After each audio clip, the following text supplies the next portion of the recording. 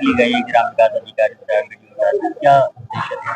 देखिए, स्वच्छ सर्वेक्षण ग्रामीण को जो चल रहा है, इसमें जो इसका ये सर्वेक्षण 31 तारीख तक चलेगा। इसमें एक फीडबैक देने का भी प्रावधान है जो ओटीपी बेस्ड है। अधिक से अधिक फीडबैक जनपद में कैसे दिए जाए, इसलिए आज पूरे सचिवों का सबका सेंसिटाइजेशन किया गया था। अन्य विभाग को जो हमारे लाइन डिपार्टमेंट है, बेसिक एजुकेशन हो, डीएस हो, हमारे आईसीडीएस हो, इनको भी बुलाया गया था, जैसे इनके माध्यम से इसको और तेजी से लाया जा सके। स्वच्छ सर्वेक्षण को गति देने के लिए सर सबसे ज्यादा ये है कि बीच में जो पैसा आता है उसे खर्च करना है, तो उसे किस तरीके से लेकर?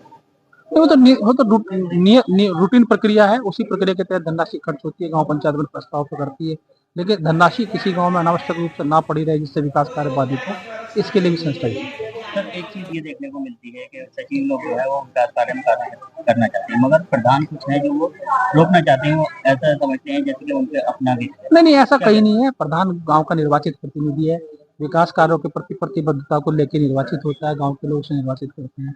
कई जगह ऐसा होता है कि अहम का टकराव कई व्यक्तिगत कुछ कारणों के जिन होता है, अगर ऐसा कोई प्रकरण संज्ञान में आता है तो समय समय पर उच्च स्तर से भी उसका समाधान कराने का प्रयास करते हैं।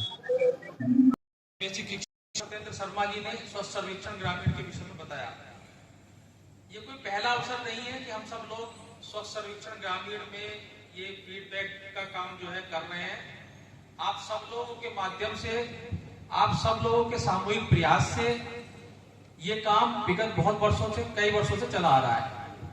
और आप लोग अवगत भी हैं कि अब स्वच्छता का पैमाना किसी भी जनपद का, चाहे वो स्वच्छ भारत मिशन ग्रामीण के अंतर्गत हो, चाहे नगरीय के अंतर्गत हो, उसका पैमाना स्वच्छ सर्वेक्षण ही है।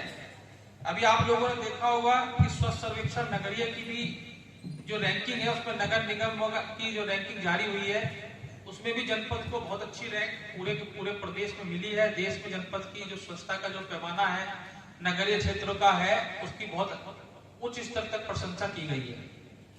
और निश्चित रूप से विगत 20 दिनों के अपने कार्यकाल में जनपद सहारनपुर के मैंने भी ये देखा है कि सहारनपुर की जो टीम है वो काम करने में बहुत अच्छी है। अनुशासित तरीके से आपके काम करने का पैटर्न है।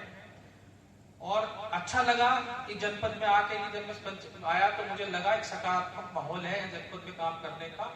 और दूसरे जनपदों में तैनाती के दौरान भी जब जनपद की रैंकिंग देखते थे तो अच्छा लगता था। कहीं भी बैड इंडिकेटर्स में कभी सहारनपुर का नाम हमने कभी नहीं देखा कि किसी पैरामीटर पे स्टेट से ये बात आई हो कि ये सहारनपुर में मुझसे निकल रहा है कि मुरादाबाद कहीं किसी इंडिकेटर में पिछड़ा हो।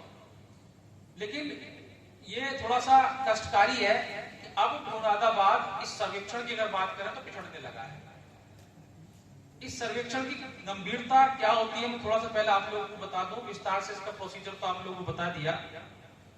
जिलाधिकारी महोदय ने जब पहली मीटिंग ली जिला स्वच्छता समिति की तो उन्होंने यही बात रखी, स्वच्छ सर्वेक्षण पर उन्होंने बात शुरू की। उन्होंने बताया कि जब वो गोरखपुर में तैनात थे तो गोरखपुर पूरे प्रदेश में सबसे पहले नंबर पे उनके कार्यकाल में रहा जब वो मुख्य विकास अधिकारी थे। और सर निरंतर जो है रोज उसके बाद इस फीडबैक के विषय में मुझसे जानकारी देते हैं। आज भी उन्होंने 2 बार फोन करके जब ये हमने लोगों ने पत्र ग्रुप में शेयर किया तो सर ने थोड़ा सा गाइड किया, मार्गदर्शन दिया, इस तरह से थोड़ा सा करना है, इस तरह से अगर करेंगे तो हम अपनी स्ट्रेटेजी को सफल बना सकते हैं। वही स्ट्रेटेजी, हालांकि मुख्य विकास अधिकारी महोदय को ये स्ट्रेटेजी आपसे शेयर करनी थी, लेकिन आज वो डिप्टी सीएम सर की मीटिंग में लखनऊ में है, इस कारण वो उपस्थित नहीं हो सकी। उनके निर्देश में ये बैठक बुलाई गई थी। स्ट्रेटेजी क्या है आप सब लोग जानते, कोई नई चीज नहीं है। हम लोगों के पास गांव स्तर पे बहुत सारे लोग हैं। अगर हम कलेक्टिव रूप से एफर्ट करें तो बहुत अच्छा हम लोग रिजल्ट ला सकते हैं। अगर थोड़ा सा आप लोगों का ज्ञानवर्धन करने का प्रयास करूंगा कि गांव स्तर पर अगर हम देखेंगे तो हमारे पास पंचायत सहायक है। उस पंचायत सहायक का उपयोग सारे विभाग कर रहे हैं आज की तारीख में। देख रहे हैं ना आप, कृषि विभाग कभी सूची मांगेगा, कभी